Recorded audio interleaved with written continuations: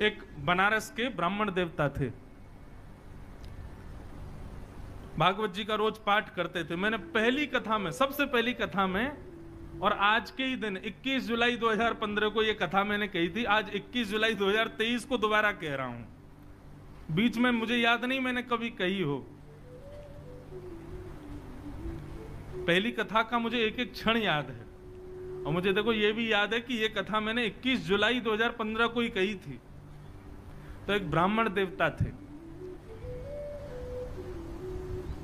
यहां पर सहनशीलता का भी दर्शन होगा और श्रोहिदः सर्वदेही नाम, सबका भला हो, इसका भी दर्शन होगा इस कथा में। तो एक ब्राह्मण थे, वो भागवत जी का रोज पाठ करते थे। घर वालों ने उनका व्यापार चालू करवा दिया, वो भी ठप हो गया। उनको नौकरी में लगा दिया, वहां से भी छोड़ छाड़ के आ गए।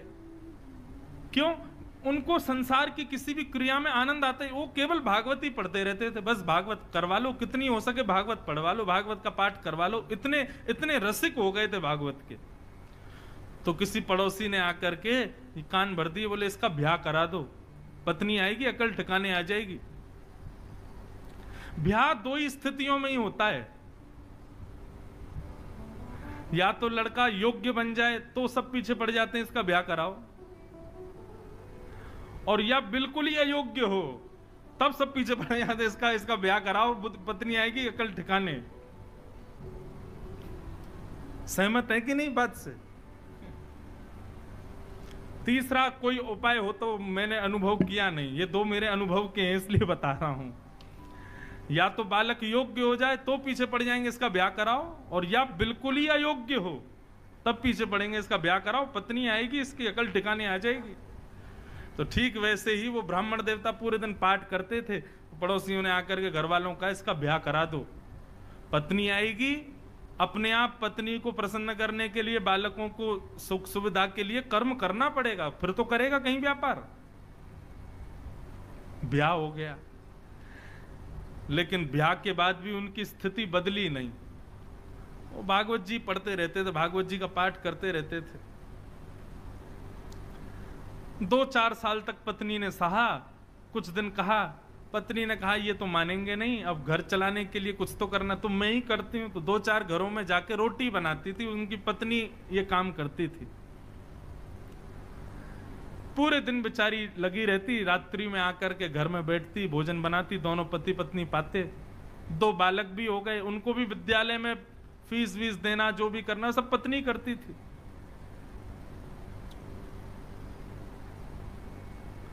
एक दिन उस ब्राह्मण के घर पर कुछ संत पधारे, और संत भी ऐसे समय पर आए जिस समय पर घर का पूरी प्रसादी भोजन सब समाप्त हो चुकी थी, सब पा चुके थे। प्राचीन काल में, प्राचीन भारत में संतों को घर में आने के लिए अनुमति नहीं लेनी पड़ती थी। संत जब जिसके यहां जाना चाहे पहुंच जाते थे, और जिनके घर पहुंचते थे वो अपने धनभाग्य मान करके उनको भोजन वगैरह पवाते थे, खुद छत पे सोते थे, उनको कमरों में सुलाते थे। ये प्राचीन भारत था, अब का भारत नहीं है। अब तो संत पहुंच जाएं, फोन करें, अरे भैया हम तुम्हारे नगर में आए। बोले हम तो सब बाहर हैं, छुट्टी मनाने गए महाराज जी, आपको पहले बताना चाहिए था, 1 हफ्ता पहले फोन करते तो हम करते कोई व्यवस्था। अब आप एंड टाइम पे फोन करोगे, हम भी कोई फ्री थोड़ी बैठे हैं। अब का भारत अलग है।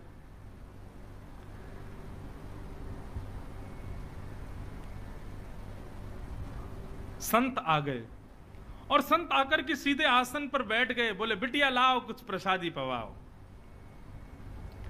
अब प्रसादी तो कुछ थी नहीं, और कभी रसोई में जाए, कभी कहीं जाए, कभी कुछ करे, कभी कुछ करे, कोई योग्य कुछ भी साधन नहीं मिला।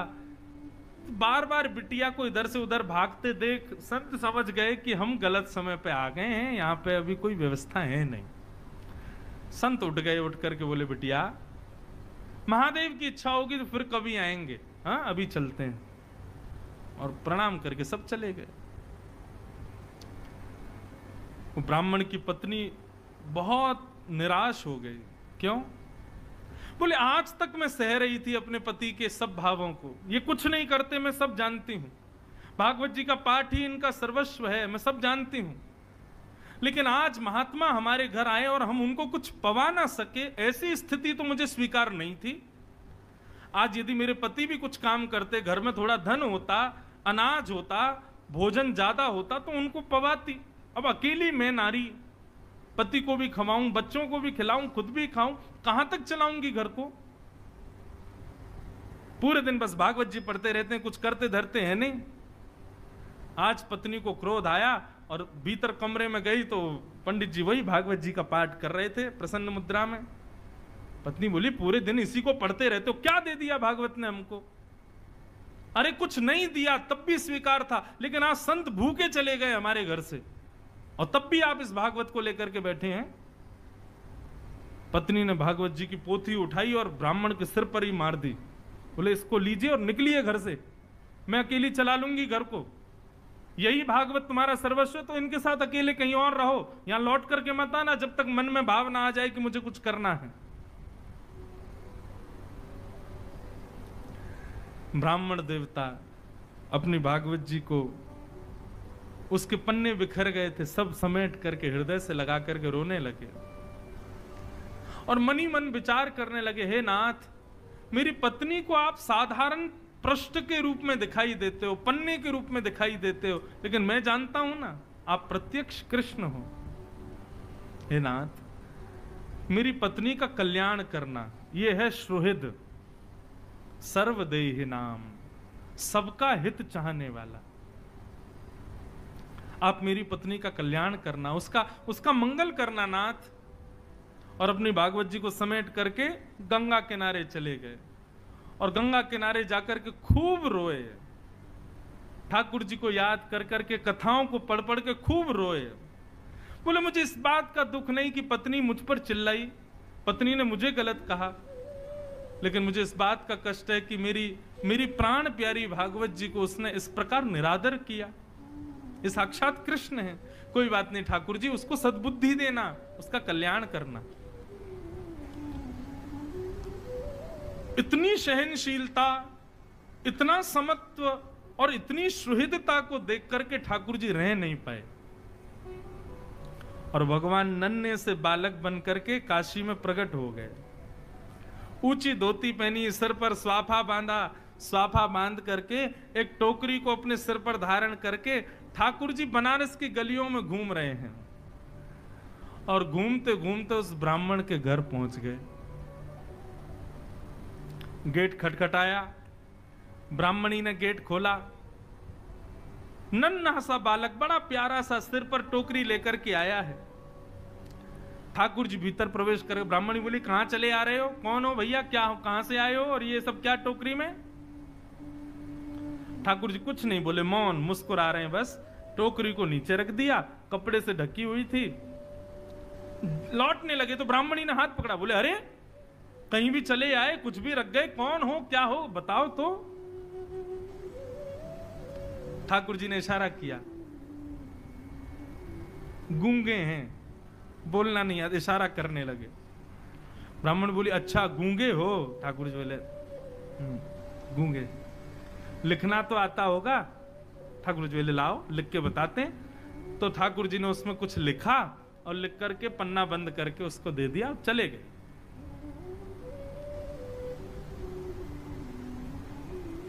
ठाकुर जी ने क्या लिखा था कि आपके पति, जो भी उनका नाम, वे मेरे यहां मजदूरी करते हैं और आज से नहीं, बचपन से मेरी मजदूरी कर रहे हैं, लेकिन आज तक उन्होंने अपना वेतन मुझसे नहीं लिया है। आज तक उन्होंने अपना जो उनकी मजदूरी होनी चाहिए वो उन्होंने मुझसे ली नहीं है। लेकिन आज मुझे किसी ने आकर के बताया कि उनको धन की बहुत आवश्यकता है, तो बचपन से लेके आज तक उनकी जो मजदूरी थी वो मजदूरी में देने आया हूं। और ऐसा लिख करके और ठाकुर जी वहां से चले गए। बोले, मजदूरी? जैसे ही कपड़ा हटाया तो उस डलिया में सोने, चांदी, हीरे, जवाहरात, सबसे भरी हुई लबालब वो डलिया, ऐसी ऐसी मणियां, जो मणियां विश्व में देखने को नहीं मिलती, वो सब उसमें रखी थी। पत्नी मन में सोचने लगी, अरे मैं तो बेवजह गुस्सा हो रही थी, मेरे पति तो छुपा रुस्तम हैं, छुप छुप करके कहीं जाकर के मजदूरी करते थे, मुझे बताया भी नहीं। हो सकता है मैं घरों में रोटी बनाने जाती होंगी, उस समय चले जाते होंगे, और बताओ देखो मुझे बताया नहीं। आज इतना धन, अरे हम तो करोड़पति हो गए, हम तो खरबपति हो गए। मैंने भी बेवजह अपने पति पर गुस्सा किया। बालकों को भेज दिया, जाओ पिताजी जहां मिले उनको बुला लाओ। बालक गए तो पिताजी गंगा के किनारे बैठे रो रहे थे। पिताजी पिताजी, माँ ने आपको घर बुलाया है, चलो। बालक चले गए, उन्होंने भागवत जी की पोथी को हृदय से लगाया, रोते हुए घर आ रहे थे और बार बार प्रार्थना कर रहे थे, हे नाथ कृपा करना मेरी पत्नी की बुद्धि सुधरे। जैसे ही अपनी गली के घर की गली में आए तो अपने घर को पहचान ही नहीं पाए। क्यों? आज तो घर का स्वरूप ही बदल गया। दिए जल रहे हैं, द्वार पर बढ़िया सुंदर रंगोली बनी हुई है, सुंदर पुष्पों से घर के द्वार को सजाया हुआ है। ब्राह्मण बोले ये मेरा ही घर है। सुबह तक तो ऐसा लग रहा था तेजहीन, और अभी ऐसा लग रहा है मानो सारे देवता ही मेरे घर में आ गए हों। ये क्या स्थिति हुई?